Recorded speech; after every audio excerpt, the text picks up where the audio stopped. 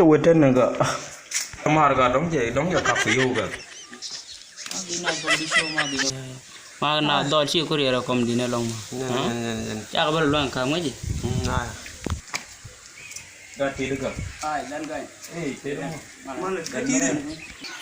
mà nó bỏ cái mà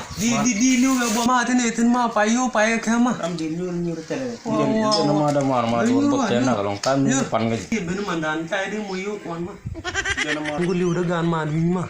anh mới mua vô còn bốn mươi nó ma je lam na ka ji ma da mar mà mua cho mà cái này kita nggak ada review thức còn vô mua cho mà rằng thì tên bây giờ nói trầm quần ma ga alkel ma bokolo long nu ma chang re dam bo ne long ma thì mà chắc nó cái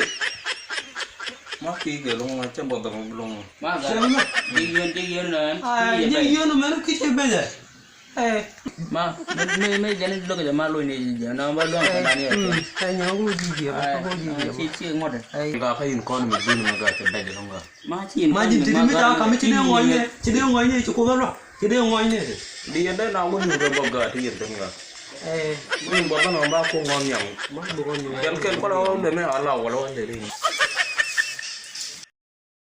Nas Comedian Show ni siang ba ka ke ke ye channel la kwa subscribe ni comedy ni chilo ja tet ko